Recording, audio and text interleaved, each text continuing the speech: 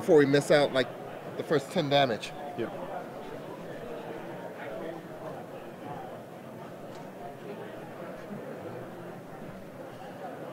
All right, here we are for round number 8 of Wait, where are we? GP Anaheim. Are you sure? I don't know until I see it on the screen. My name is Marshall Sutcliffe, and I am joined in the booth by Rashad Miller, as you can tell. Hi, Rashad.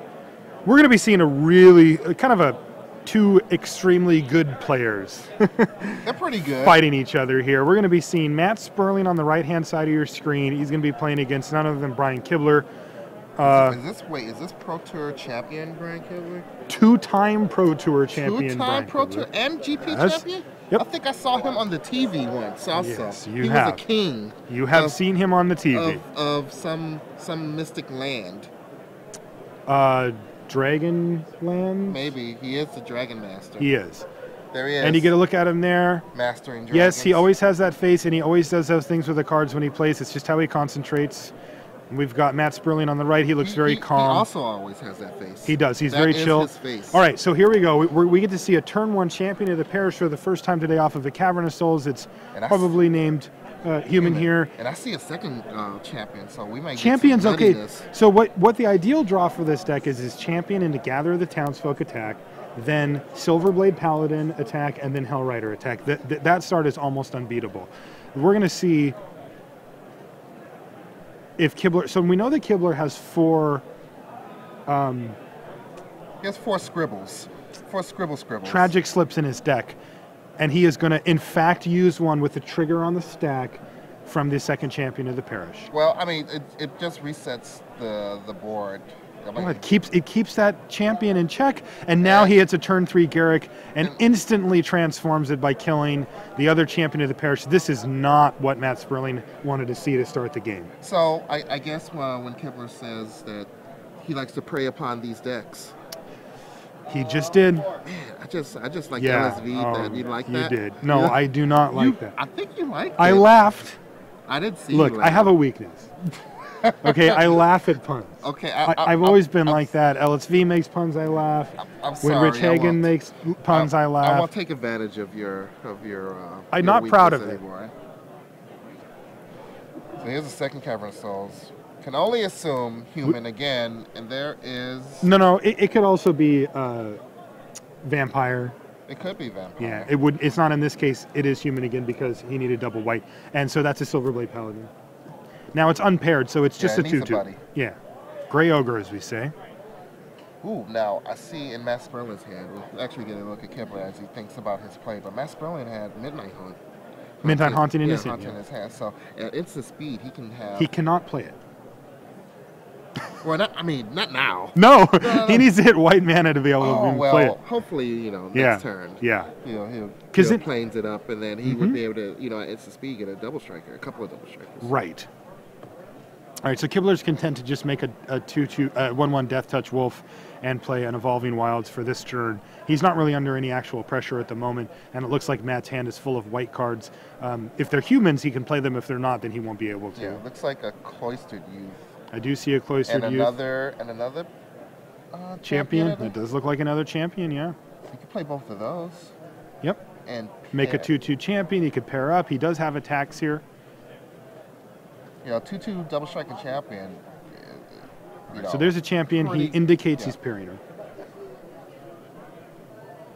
There you go. No good blocks, but all he can do is just throw something in the way. And I can only assume this is attacking Garrick because that's my assumption as well. Yeah, the 4 damage to Brian Kibler's life total. He'd probably just take it and use Garrick to make another token or tutor up a creature. Yep, he's just going to chump block. And we do see the Cloistered Youth come down, which is a human on its front side, the day side, as they say. The day side. Yeah, so it will, in fact, put a counter on champion. Now, when it transforms, it's not a... It's a horror or something. If it transforms... Well, I mean, all he has to do is say, I would like to transform this during my upkeep. Yeah, I guess if it's dead, he can't, but otherwise, it'll transform. Well, I mean, there is a downside to it becoming a horrible thing that it becomes. It does. It does damage to you. Loss of life. Yes. Worship isn't saving you from that one. Truth. Which passes the flavor test, too, doesn't it? I I guess he does. Louis Scott Vargas would approve. Yes. And we 5 see mana a Zilver conscripts come down. Now, what is this? What's going to happen here? You break up the pair. Yeah, that's one of the big things he can do here. He can take either the soul bonded champion, or he can take the Silverblade Paladin, and it will break the pair. Right, he can take the champion, which gives Matt Sperling one less blocker. If Brian Kibler wants to try to maximize the damage. It's true. It's just Kibler's not really in a position right now where he's wanting to maximize damage. And he also has a Garrick that hasn't been activated yet. So whichever creature he steals, he's going to be able to sacrifice it and then tutor. Yeah, good call. Yeah, that's sick. So that, I guess Brian's just trying to figure out which one he wants to get rid of. Yeah, and this was something that I talked with Brian about when I had him in the booth earlier today. He's also got Falcon Wrath Aristocrat ×4 in this deck, and that has the same ability with the conscripts. Yeah, he's probably going to get one right now, because that seems to be probably one of the best cards in the format. Although he's eyeballing a Silverheart, which is probably the second best card in this format. Is there any reason why he didn't attack first, or is it just because he didn't want to get blocked, or? I think he just doesn't have any attacks. But wouldn't you attack with the human that he just stole? And get in for 2 damage first, or? It gets haste, right? Yeah, maybe he just doesn't want it to die to some red spell. I mean, Matt had a 1/1. I don't know. Yeah, I mean, the damage is not that consequential, but it feels like just sort of a freebie. Yeah, that damage it seemed like it was free damage. Yeah, I'm not really sure. Well, we might have to ask him. I mean, he could have just forgot, or maybe there's something that we're missing. Matt was tapped out too, right? So he had a mountain up. Oh no, he was tapped out. He used all his mana that turn. Yeah, so it feels like he could just attack. Yeah, interesting. Very conservative. Very conservative. Now, that being said, Brian is definitely the control in this matchup. He's just trying to contain Matt's explosive starts and then keep himself out of reach range, burn range. Yeah, I mean, right now, Matt's mana base is doing a good job of containing the explosive starts, because he's looking at all these cards he wished he could have played, and he's going to have to settle for a Fiend Hunter right now, which is, nothing to sneeze at. Yeah, you're right. But, could have been so much more. There could have been so many other threats on the board for Matt Sperling. There he is, deciding how best to manage his situation. So the Garrick does finally go down, but there's another Garrick in Brian Kibler's hand, which is probably going to eat a Fiend Hunter. It's going to eat the Fiend Hunter, and then when it does, Brian's going to get another trigger off of the conscripts. Now, Matt, I didn't see if Matt indicated whether there was a pair happening, but I don't think it did. I don't think there was a pair. Yeah. I mean, if it is, it's a very distant pair. A pair that stretches around a creature in between them. So here comes the Garrick. I think the play is about to happen. Yep, we're going to fight. Man, Garrick is just a bully. Yeah, he is. Now, he's not going to be able to do that trick this time because he just transformed Garrick. Yeah, but I mean, he still gets to do the I get one of your guys for a little bit trick. How about your land? Wow. And I'm just going to use it. Just abuse you. Steal your land for the turn? For the land. Still no attacks. So this makes more sense, though, because now, he's leaving up blockers so that he can protect Garrick. But the reason we were talking about for the other one is because he knew that guy was going to die at the end of the turn anyway. All right, so now I think Brian's content to just trade off here. 2 for another Cloistered Youth. Yeah, so I guess Garrick's a fine win condition, and it seems to be doing a lot of work. Yeah, I think we have a Silverheart coming down here. And it's going to pair with a Werewolf buddy. Yep. Scorn Villager. Oh. He's attacking. Well, I can't tell what he paired. Yeah, okay, he paired there. That's he paired with the Scorn Villager. Yeah.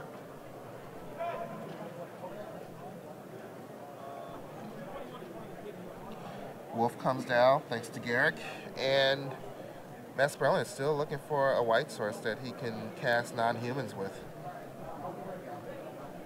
Do another mountain.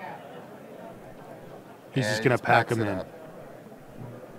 Yeah, I mean, because once you get to the point where Wolfir Silverheart's down and paired up, you know, that's a lot of power. A lot of power and toughness coming at you, and it can end the game very, very, very quickly. Yeah, especially if you don't have, you know, the mana to put up any type of fight. Yeah. He definitely had, I mean, he had at least one Midnight Haunting, which can, you know, be 2 chump blockers at the least. Yeah, not if you can't cast it. Yeah. Yeah, it's brutal. I mean, unless, you know, Midnight Haunting becomes a tribal instant human. Well, you know, this is a thing, though, that I think gets overlooked with Cavernous Souls sometimes, which is that people think that it's kind of a free roll. They think that when you play a Cavernous Souls that you're just getting this awesome fixing and this awesome uncounterability, and that there's, like, no downside to that card. And that's actually not the case at all. As we saw here, we had Matt Sperling get kind of caught up with too many Cavernous Souls in his hand, and he paid a price for it. The card has an opportunity cost with putting it in your deck, and sometimes it's not worth it. In some ways, it reminds me of Ancient Ziggurat. Yep. Yeah. And, you know, a lot of the decks, when they looked at Ancient Ziggurat, they kind of, when they put it in their deck, they kind of just conceded to the fact that I'm only going to play, you know, 3 to 5 non-creatures in my deck. Right, I remember that. Yeah, and I mean, those decks did pretty well, and Ancient Ziggurat just turned out to be, you know, a City Brass that they didn't take damage off of. And this is kind of the same thing, except you have the flexibility of using it for colorless and tapping it for any spell. Right. But in this environment where mana fixing isn't as prevalent, you do what you got to do. You do what you have to do, and you kind of hope that you draw, you know, your 1 planes, and you can get all your double mana off for the Cavernous Souls. Right. Mana's pretty tough. This is not the toughest block format for mana, but this is pretty tough. This is a tough one. Yeah. This is a tough one. This is actually pretty good mana when I think back at some of the block formats and the mana fixing that I had to deal with in my day. Man, that's brutal. Have you ever played Mechanian Mass Block Constructed? No. You want to know what the mana fixing was in there? Yeah. You played 13 of one land and 11 of the other. Oh no. That's how you just straight raw dogged it. Hope you get there. You had no choice. Yeah, that's bad. I played mono green. That makes it very tough. Like, oh, you did? Yeah. I was like, screw this. I like that strategy in really bad. I think a lot of people just sort of conceded the fact that, yeah, my mana is going to be bad, so what? Yeah, so like a Cavernous Souls, I would have killed for a Cavernous Souls in that format. But yeah, Cavernous Souls isn't the City of Brass, or I'm trying to think of like what land. There hasn't been a land that taps for any color mana without a drawback. Which I think is a good thing for design. Yeah, great thing, because I think so too. Once you make that land, everyone's just going to play it. There's no reason not to play that land. Right. So. All right, so Matt's going to be on the play here, and we'll see if he can get the draw that I was describing. Again, the draw is nearly unbeatable. I see 2 land. I think one of them is a Cliff Chop on top retreat. You're right. So this is not the absolute best draw, and we see a swamp come down for Kibler. Representing a tragic slip, which is very effective versus Matt, and we'll see it here for sure if he has it, and he does. Gets rid of that noble. Yep. Falconwrath Noble, Stormkirk Noble, very good against Kibler's deck. He's got a lot of humans. A lot of, there's a lot of humans in the format. Yes. A lot of value you can get out of your creature being a human. Oh man, that was a Silverblade Paladin as well, and it gets human frailty immediately. But what we would have seen if that didn't happen is you'll see that Stormkirk Noble will hit with double strike, get a counter, and then hit again and get another counter. It adds up really quickly. Yeah, if you don't put up a quick defense for a blazing start like this could have been, and if that Cliff Top retreat was a red source that comes into play on tap, this is a pretty different game. It could be. I think he just went with 2 gathers. Getting them together. With the Luis gathers. And we see that Kibler has all 3 of his mana colors represented on his side, so. Turn 3 colors. But he did use an Evolving Wild, so we can't call him, the luckiest man on Earth. No. All right, we're just going to get rid of his stuff. Yeah, just bonfire you for 1. What an awesome sweeping card. But we notice he missed his land drop here. Doesn't seem to be too far off even. Oh, it matters. I mean, if he... Oh, yeah, it does, because it's a stumble. That's all that a red-white deck really wants you to do is stumble. Just a little bit. All right, so that's an unstumble. Borderland Ranger, get a land, play another land, play a Pilgrim. Yeah, get a dude in the way, get a backup dude to block in case I don't want to take double strike damage. Yeah. Is that another Gather? It is. So there's a Gather to Tough Folk, a Midnight Haunting, and I'm not sure what the red card is. Maybe a... I thought it might have been a Bonfire, but I don't think that that's the case. It's probably a Brimstone Volley. Yeah, I don't think he's running any Bonfires. Wow. So attack with the Paladin, and there's a block with the Borderland Ranger, and before damage, Midnight Haunting puts 2 creatures into play, so it's a speed bond. It's a speed pair, puts double strike on the Paladin, so that the Paladin kills the Borderland Ranger. That's cute. I like that. It's tricksy. I mean, ultimately, that Borderland Ranger was just going to stand in the way of something anyway, but yeah, I think Brad had to smell that coming in. He knew. Yeah. You don't trade, awesome card for well, I can't call it crappy card. Well, on the battlefield, it's kind of bad, right? And it's just a 2/2, yeah. Right? But I mean, it did its job in fixing his mana and making sure he hits his drops, but... So, Kibler's going to fight against the one that was paired up. So that's going to unpair them. And leave it at 2 loyalty. Leave him at 2 loyalty, and he's also going to put out a blocker. So theoretically, Garrett can survive. Once in play right now. Yep. He does have to chump block, though, to make that happen. I love Matt's lands. Those are the exact ones that I use for... The beta? Yeah, beta, but those pictures. I use those same pictures that he has. The man has an impeccable taste, I'm convinced. It must be the best. Yeah. I mean, it's no Arabian Nights. That's true, but that one doesn't have the cool picture, see? So it's a compromise. Looks like there's some contemplation about how to approach this attack step. Or maybe we're not even in attack step yet. Well, it looks like he's pretty deep in the tank here, thinking now his next turn and how important is Garrick here. Garrick is the assumption.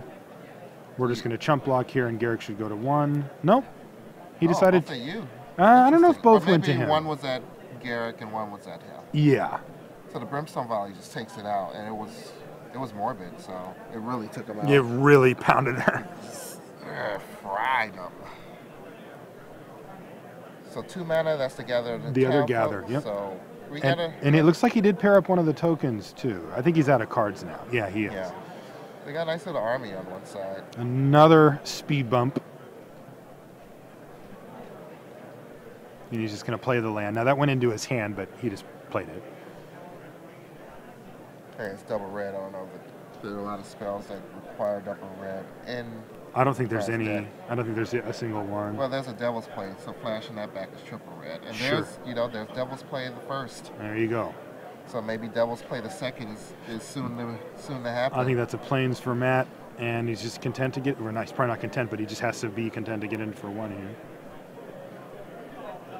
Kibler playing the control route very well here. He's removed every reasonable threat that Matt's presented, and he's got a somewhat stable board. I mean, pretty much you don't have a lot of options against this red-white deck. It's probably the most aggressive deck in this format. It is. So if you have to be really, really, really aggressive to try to out aggro. Yeah. I like that Kibler has really embraced the control aspect here, right? Like he has no illusions about trying to get in. He's just, I'm removing everything you put out. That's it. And Jund, traditionally, is very good at that. There's another champion, and is that a Gather right after it? It looks like it. I wonder if he waited on that Gather or not. That's interesting. That was a lot. That was real disciplined of Matt Sperling. Could have been. I don't know if he probably drew the champion first. Or maybe you still just play it. Yeah, you play the champion.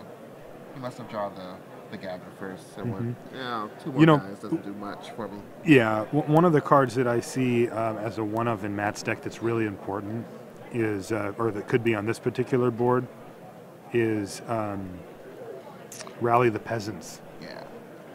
gives all your creatures +2/+0 until end of turn at instant speed, and then it for 2 and a white, and it flashes back for 2 and a red to do the same thing again.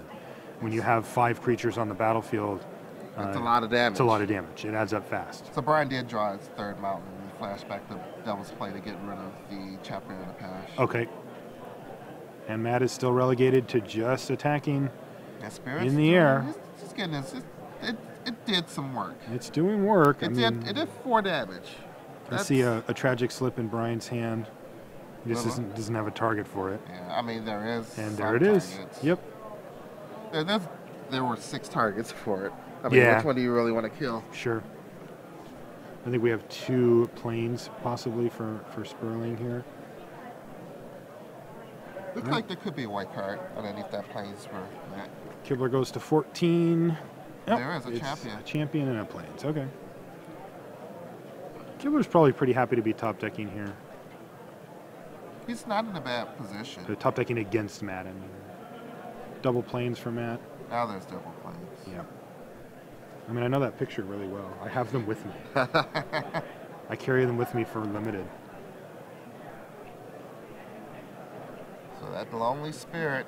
It's doing some work, but it's just not enough of a clock. I think we know that Kibler's going to be able to get ahead here.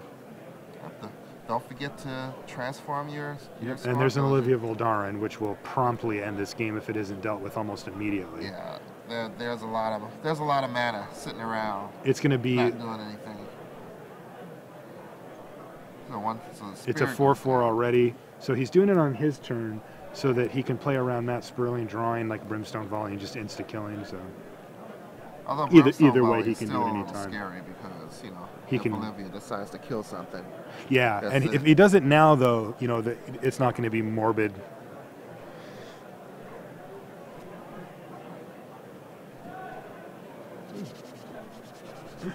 Brad's getting a little frisky. Attacks with his 2/2/2s. 2/2/2s. He sent him in? Yeah, they're both getting in there.